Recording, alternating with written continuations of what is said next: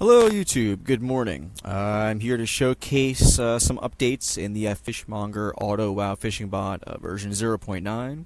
0.9 added the ability to log the data and also the ability to have an overlay on the screen, which unfortunately, due to the limitations of the free debut video recording software that I'm using, we won't actually see the overlay, but I'll have some screenshots of it up so you can see what I'm seeing. So logging data, when this is enabled after you start, basically it saves all the relevant information as far as what your fishing settings are, and some other information which I could find useful to help troubleshoot any issues you might have, but also because I want to incorporate a auto calibration system in the future, which will help automatically adjust your fishing options based on the time of the day and how well you're striking and all that good stuff, just to make it so it's a little bit easier to set up your fishing. The overlay, which I'm going to click on now,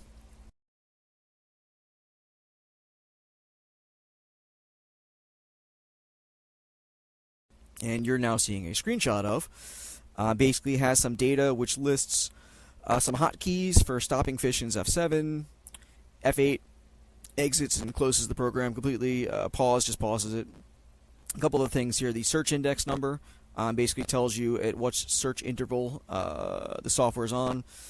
Basically, every time you cast, it takes the 20-second fishing time, divides it up into 60 chunks, and then looks at each chunk to see how much the bobber moved to determine the striking, which is based on the bobber search sensitivity, which is below that. Sensitivity is actually adjusted here in this slider. Right now I'm at 3. So whenever my number for the search sensitivity, the computer finds it above 3 or below 3, it's going to, above or below, 3 or -3, it's going to strike. The color sensitivity here basically adjusts the accuracy of the color that you're looking for. In this case, I'm looking for color 1, which is white.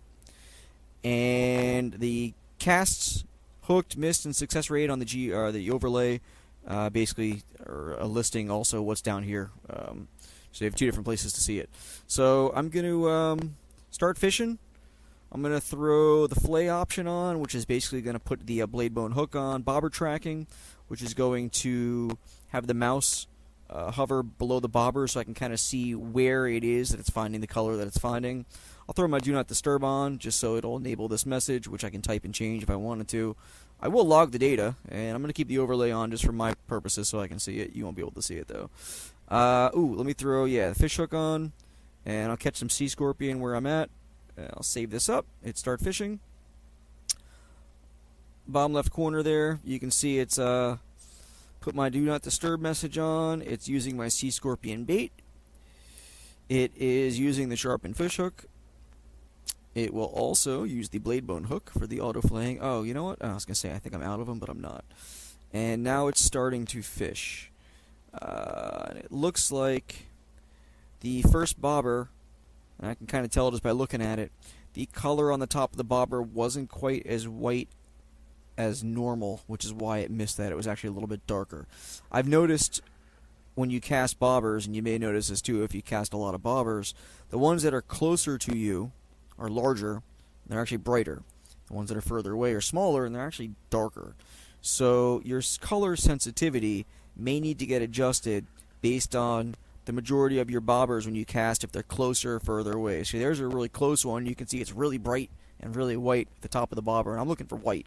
So it's going to find that one no problem. The ones that are further away it might have a little bit of difficulty with. So if I notice it missing a lot of the ones in the back, I might raise my color sensitivity up so it's maybe 110, 125, just so it'll kind of help find those darker colors.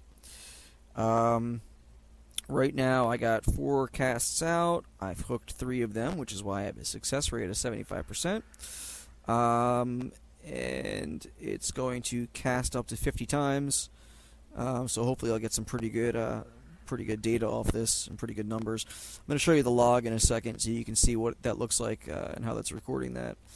Let me take a screenshot actually of the GUI overlay here on the next one. Where's print screen? So on the next catch, which hopefully be soon, right there. Alright, I got a screen cap of that. I'm bringing the screen cap up so you can see it says, bobber's search sensitivity. It says range 3 to -3, and then it's got the number 7 next to it. The number 7 is the amount of the bobber movement that it saw. And since 7 was beyond, in this case the +3, it made the catch. And the search index number there basically just indicates where along the the searching time did it find it. Like in this case, search index 30 of 60, since that's half, that would be half of the fishing time. So the higher that number is, basically the longer into the fishing that you are. This program has a couple of safety nets or protocols, whatever you want to call them, tied into it. One of them being, if you cast the bobber and if the search index is below 10 when it catches it, it knows that it's not a real catch, because I've watched this thing fish and I've never seen a fish actually strike below 10, like a real legit fish. So basically, if it gets a catch below search index number 10, it assumes it's a miss. It's a miss catch. Something's wrong with the program. It just goes right to the next fish again.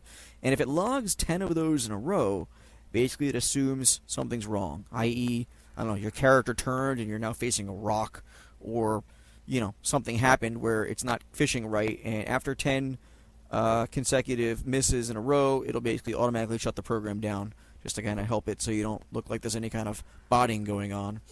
Also, if you have 10 casts in a row where if the search index reaches 60 every single time, pretty much what that means is, when the search index reaches 60, it means that it never saw movement.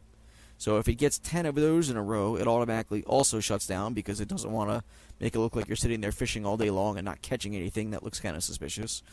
Also, there's a hard-coded into it is, once you reach 100 fishing casts, if you have below 50% success rate, it will automatically shut down, because 50% success rate is horrible. You should be hitting well above 70. And if you're hitting only 50, that means something's not right, and you should be tweaking your settings.